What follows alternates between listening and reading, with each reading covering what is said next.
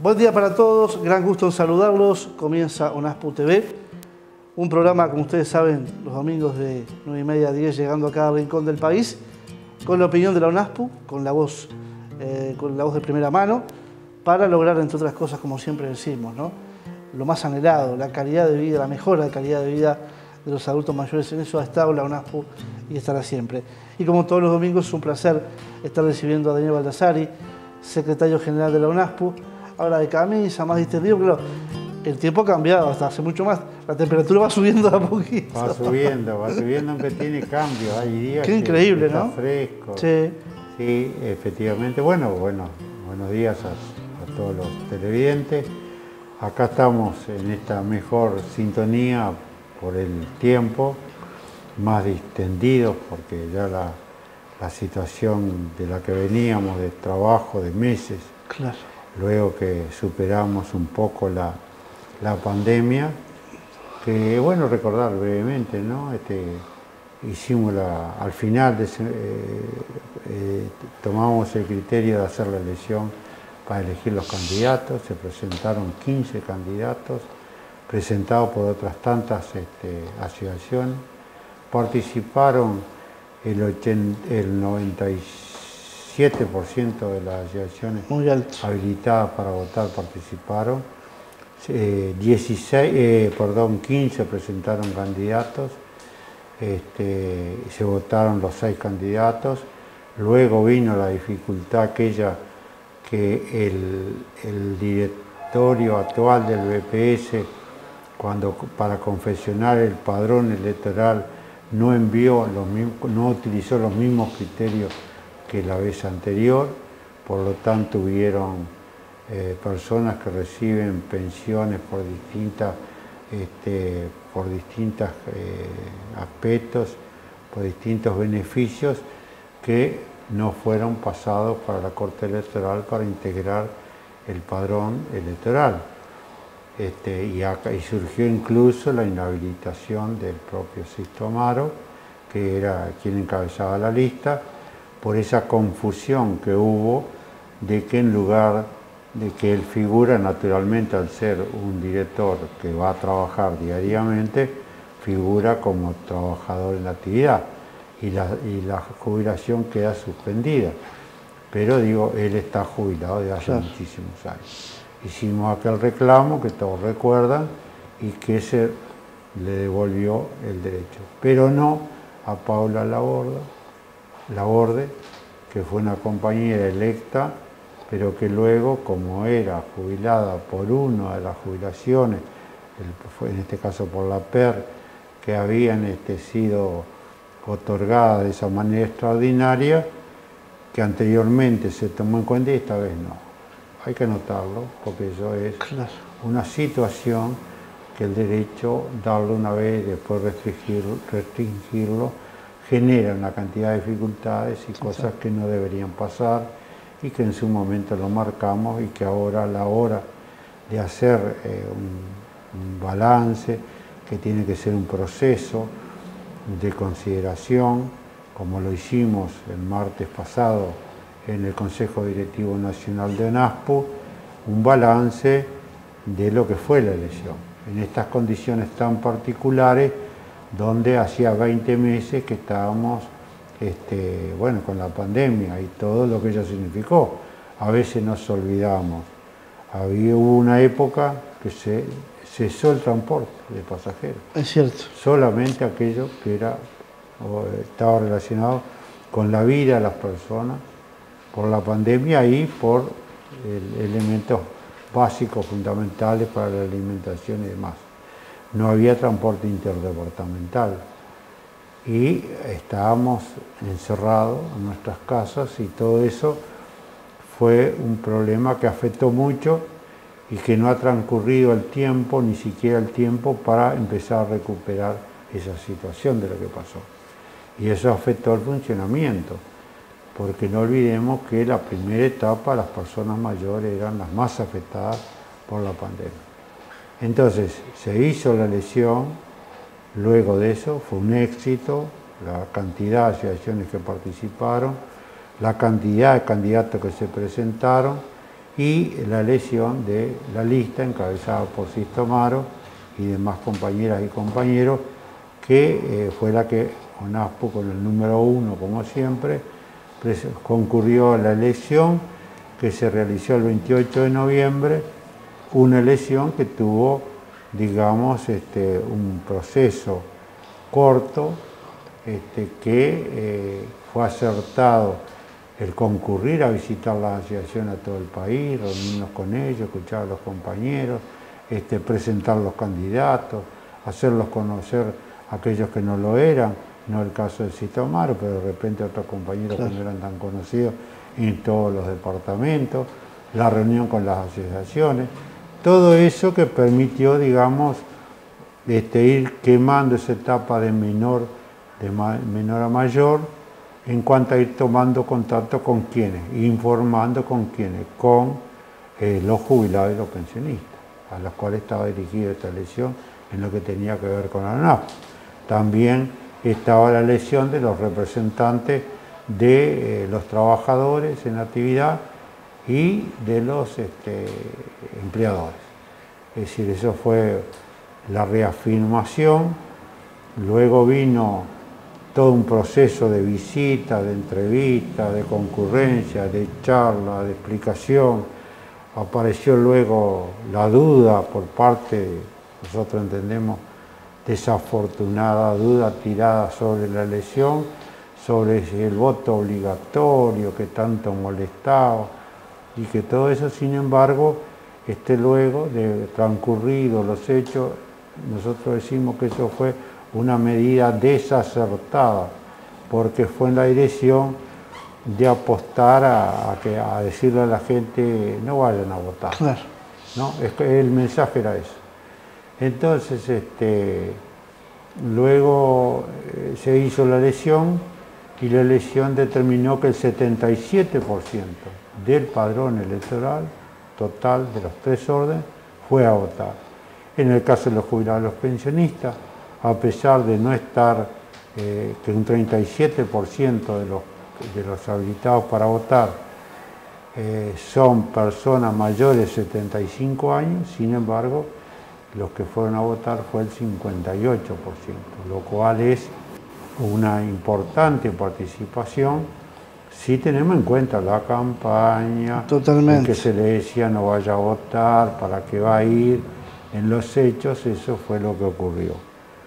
ONASPU, como siempre, digamos, actuó, digamos, como siempre, es decir, que estamos todos los años, estamos los 365 días del año, somos una organización permanente. Este 5 de diciembre cumplimos 30 años de la fundación, por lo tanto no es algo que aparece en un momento que hay elecciones para llamar a votar. ONASPU hizo toda su campaña basado en sus propias fuerzas, en sus propios recursos y en los aportes que solidariamente se sumaron personas con las cuales colaboraban, de ir a llevar un volante, distribuir esto, trasladar a una persona, lo que se hace siempre en una elección. Pero no recibimos el favor, ningún organismo oficial nos trasladó los votantes a votar. Y digamos, la campaña se hizo con absolutamente respeto hacia todo el mundo, respetando, naturalmente informando que había elecciones y concurriendo a votar. Tampoco el día de la elección hicimos ninguna propaganda, ni durante la vida. Por lo tanto, estamos contentos porque lo hicimos como hay que hacerlo, respetando todas las normas, superando todas las dificultades que se fueron presentando, llegando a la máxima cantidad de localidades, algunas que nunca habíamos concurrido, que se hicieron en la última semana de la campaña. Seguramente hay que seguir prolijando y viendo qué es lo que ocurrió en cada lugar para nuevamente, qué es lo que ha resuelto la dirección de ONASPO, que nuevamente ahora en un proceso, en un plan de trabajo, concurrir a todas las asociaciones y a todos los lugares que sea necesario, hacer un balance junto con los compañeros, las compañeras, los jubilados y los pensionistas, todos los jubilados y pensionistas y todos aquellos que quieran participar y enterarse qué va a pasar con la seguridad social, qué es lo que está ocurriendo con los problemas de la seguridad social, qué importancia tiene la misma, qué diferencia hay entre derecho conquistado y dádiva, que a veces se nos quiere sustituir los derechos con una dádiva, qué significa la seguridad social, cuáles son las perspectivas, es posible avanzar con la plataforma reivindicativa. Todos los televidentes recordarán que nosotros dijimos que mantener en la dirección del Banco de Previsión Social, en el directorio mismo, la representación de los jubilados y los pensionistas era un objetivo central que iba mucho más allá de lo que era tener o no tener un delegado con todo lo que ello significa.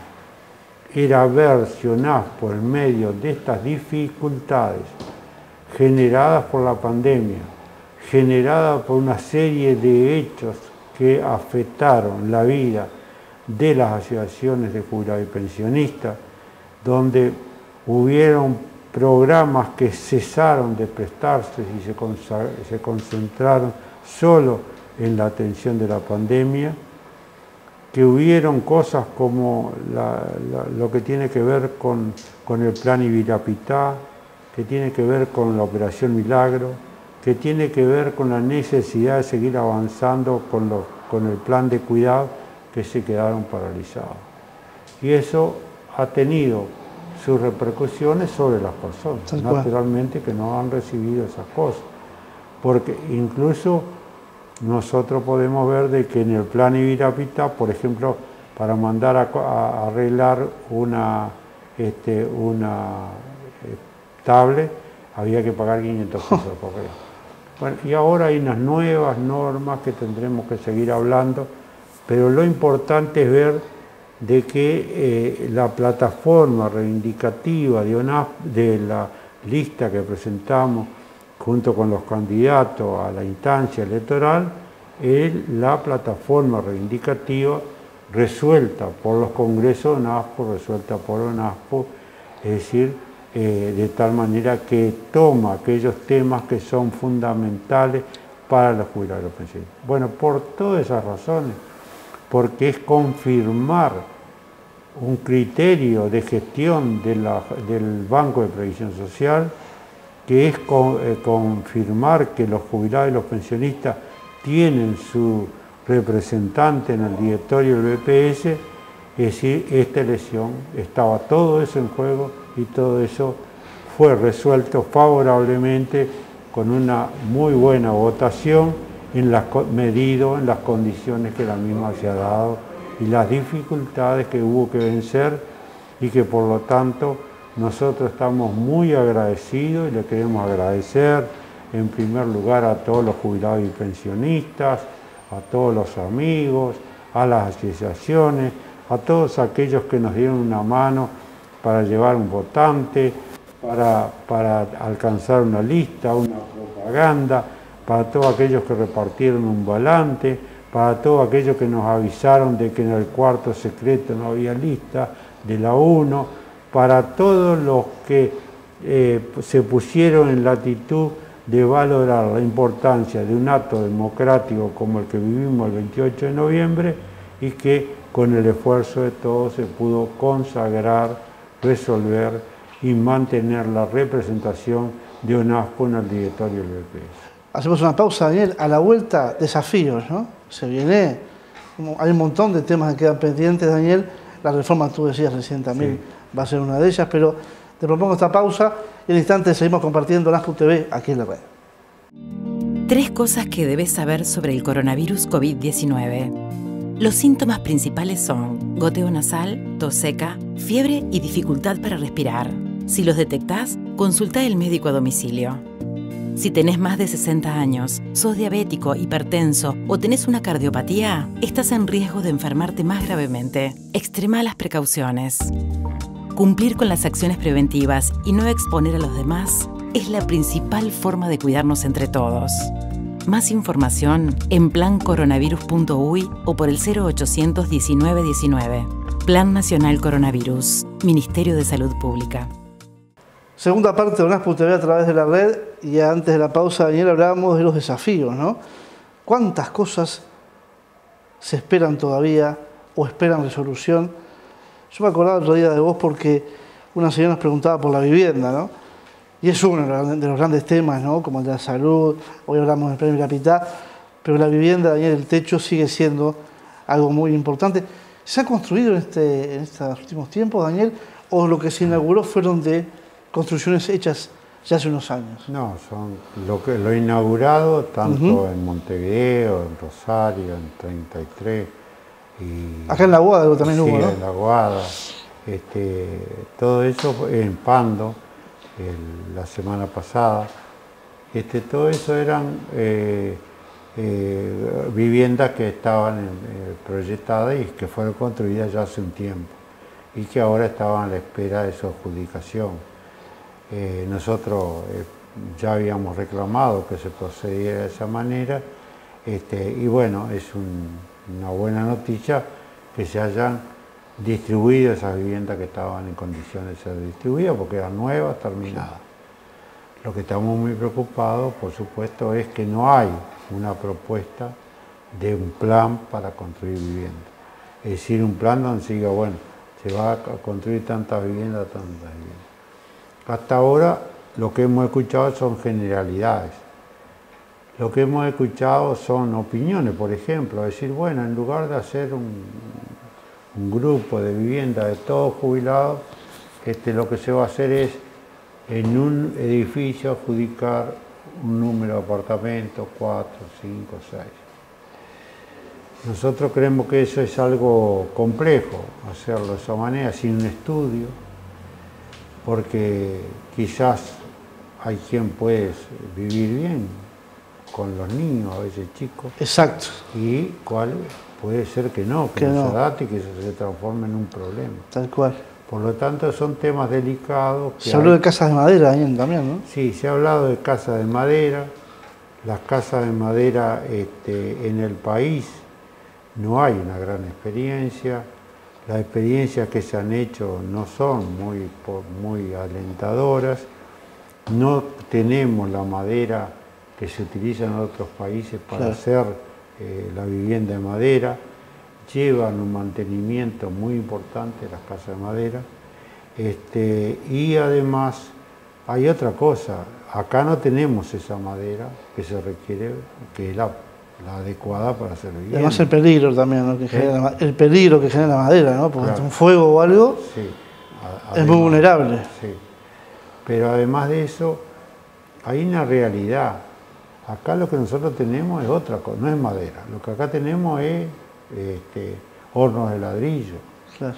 Tenemos para producir mosaicos, tenemos para producir bloques, tenemos para producir arena, portland, pedregullo, piedra, es decir, todos los elementos de la construcción.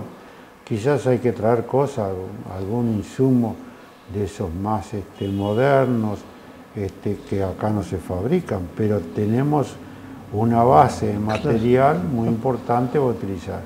Luego, la maquinaria, el tipo de construcción que se realiza, los profesionales que la llevan adelante, el personal que maneja máquinas y que hace el trabajo de la construcción propiamente dicho, es en las condiciones que se fabrica en el lugar. Por lo tanto, a nosotros nos parece que desde el punto de vista de un cambio de esa característica, y luego está la duración de la vivienda.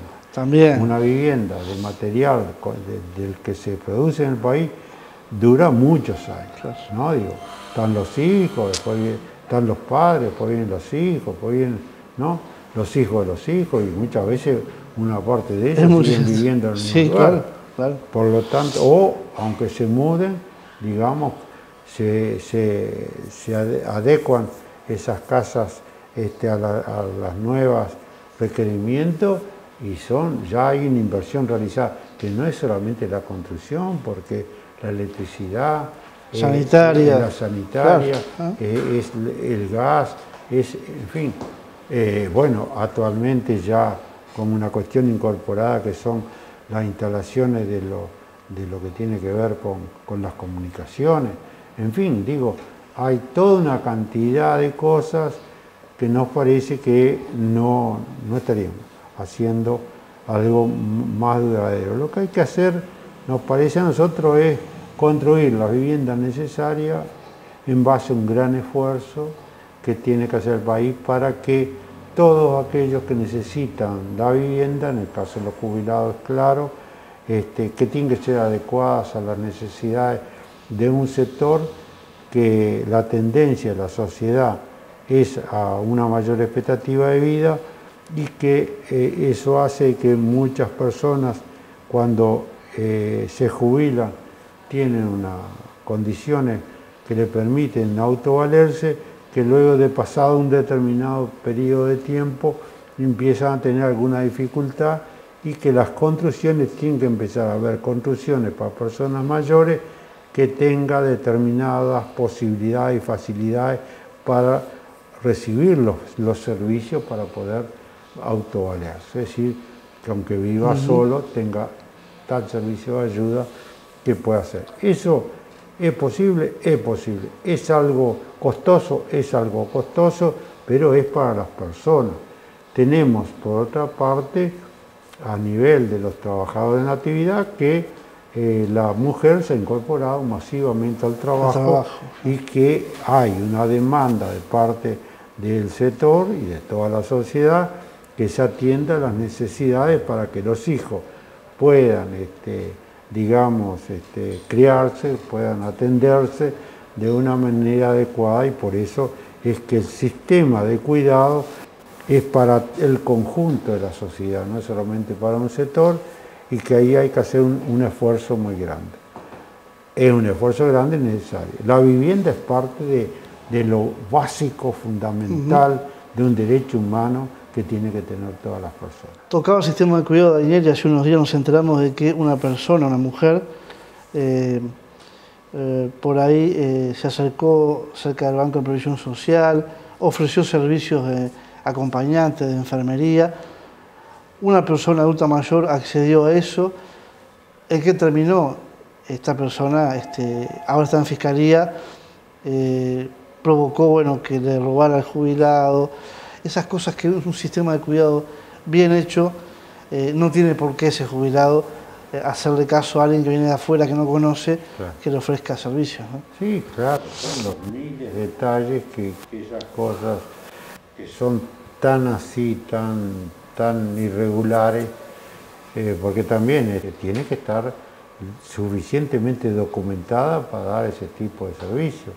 Es decir, es como parte de la atención a la salud, nada más que con una especialización particular, porque si no, enseguida se recurre al facilismo, es decir, bueno, entonces que los enfermeros, el personal, los auxiliares de salud, qué sé yo, sean los que se dediquen a eso. No, los cuidados supone una preparación que requiere escuela, formación, y para escuela y formación hay que tener recursos. Los recursos fueron un primer impulso, fueron otorgados por un organismo que tiene que ver con el mundo del trabajo, que aportó los recursos para la formación de esos 3.000 o 4.000 personas que se formaron para esas condiciones. Y hay otros temas, tienen que ver, por ejemplo, con quién es la parte de patrón que hace lo que tiene que ver con los aportes. Tal cual. Es decir, es algo muy complejo, pero que hay que hacerlo. Es decir, tiene que haber un sistema de cuidado que sea teniendo en cuenta todas las situaciones y no, digamos, dejando que esas situaciones que a la larga, a veces se dice mucho dinero, pero a la larga eso tiene a favor de que generamos una sociedad de mejor calidad. Claro. ¿No? La calidad de vida de la gente naturalmente ayuda a que la sociedad sea mejor. tenemos que en el mediano plazo es la única manera de verdad que se puede apuntar a resolver los temas que afectan a la sociedad desde el punto de vista de la delincuencia, de la formación de las personas, de la educación, en fin, de tener una sociedad mucho más homogénea, más integrada, más pareja, ¿no? Y que no existan tantos desniveles que luego todo eso entra a ir corroyendo las reservas que tiene toda sociedad, y después a lo largo gastamos más, tal cual, ¿no? Digo, si ponemos acuerdo. Entonces yo creo que inteligentes sería una sociedad inteligente si resuelve, bueno, no, vamos a resolver estos temas fundamentales, que tiene que ver con todos los aspectos de la vida de todas las personas, ¿no? Y contempla todos aquellos elementos principales que hacen una vida digna, que hacen a una calidad de vida que valga la pena vivirla, ¿no? Vivimos más, pero vivir con una calidad de vida que valga la pena seguir viviendo. Daniel, reforma de la seguridad social han pasado etapas en este año, pero uno piensa, ¿qué va a pasar con los futuros jubilados? ¿Qué va a pasar con los jubilados de hoy? ¿Qué va a pasar con el Banco de Previsión Social? Esta reforma, si sale como desde el gobierno se presenta, ¿se hipotecan muchas cosas, Daniel, que hoy el banco está dando, por ejemplo? Sí, yo creo que hay una política general expresada en los discursos, en las medidas que se toman, en la ley de presupuesto, en la forma de aplicar, que en lugar de dar un derecho que dé tranquilidad y seriedad, se dan cosas parciales a plazo fijo, y que la persona sabe que pasado esos 2 o 3 meses vuelve a tener los mismos problemas. Nos parece que todo eso son señales en la dirección no de tener políticas sociales que sean integrales y que realmente vayan a la raíz de los problemas que tiene la sociedad para mantenerse, digamos, en determinadas condiciones y que pueda desarrollarse en condiciones favorables. Por lo tanto, parecería, si uno lee y mira el presupuesto quinquenal, si uno mira las ideas que se han plasmado en la última rendición de cuentas, en este número que sale ahora con toda la información de la elección, hay un balance de qué ha ocurrido en la rendición de cuentas y las personas mayores. Nos parece que es una buena, sale por vía digital, pero también el periódico sale en papel, se va a mandar como siempre a todas las asociaciones. Es bueno un poco mirar qué es lo Sin duda. se ha ocurrido con todo eso. Entonces, teniendo en cuenta todo eso, teniendo en cuenta que la inflación, es decir, los precios al consumo han aumentado más y se han pasado del rango meta, teniendo en cuenta que aquellos artículos de primera necesidad que más se consumen son los que más han movido la inflación, y nosotros decimos que eso se puede contemplar, se puede evitar de que el ajuste de enero próximo no vuelva a ser otro ajuste a pérdida. Y le digo a todos los jubilados y pensionistas, a todos los televidentes, porque es una pregunta recurrente, ¿cuánto van a aumentar las jubilaciones en enero? Les decimos, las jubilaciones y las pensiones en el mes de enero se ajustan según el índice medio de salario que surge de la negociación colectiva, es decir, de los consejos de salario. Depende de lo que allí ocurra, luego para que eso se refleje. Eso es del mes de enero hasta el mes de diciembre inclusive, todo lo que allí se ha movido, luego eso es el índice medio de salario. Entonces, ¿cuánto es eso?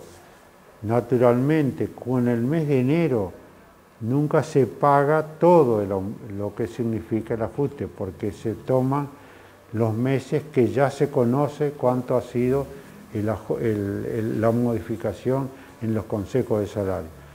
Pero en el mes de enero lo que se hace es un adelanto de lo que es el ajuste hasta lo que hasta ese momento da el índice medio de salario. Luego, con los haberes de febrero, se terminan ajustando el plus que pueda pasar, es decir, qué cosas pasaron en el mes de diciembre, que es el último mes del año. Ese es así el mecanismo. Por lo tanto, lo que podemos decir es que el índice medio de salario, de acuerdo a lo que se ha laudado hasta este momento, viene por debajo de lo que es la inflación. Eso es fatal, es malo, no está bueno, se pierde capacidad de compra para los que viven y los que reciben jubilaciones y pensiones bajas, los desestabiliza, les genera problemas a los que ganan una prestación mejor, y por lo tanto el gobierno tiene en sus manos, si quiere tomar una medida. Que los gobiernos de turno no pueden aumentar por debajo del índice medio de salario, pero no dice una palabra por encima. Y por encima se ha estado haciendo porque, por ejemplo, las jubilaciones y pensiones mínimas se han venido aumentando en el mes de julio, que hacen el total por encima del índice medio de salario, y no ha habido ninguna observación porque no contraría la Constitución de la República ni ninguna norma legal. Eso es lo que tenemos planteado, digamos, con eso. Volvemos a decirlo como siempre, seguridad social no es solamente jubilaciones y pensiones con toda la importancia que ello tiene. Habría que hablar mucho de lo que significa el sistema de pensiones por distintos motivos, que las pensiones por discapacidad, por distintos criterios que se ha ido elaborando en un proceso de menos a más, y que eso obedece a que la sociedad va cambiando y que hay que atender nuevas situaciones. Estamos en un momento de mucho cambio en la sociedad, de nuevos requerimientos, de cambios en el mundo del trabajo, y la seguridad social, que es un derecho humano fundamental, debe adaptarse a esa situación. Ha sido un gusto, Daniel. Domingo Díaz. El encuentro el próximo domingo a las 9:30 para compartir ONASPU TV aquí, a través de la red.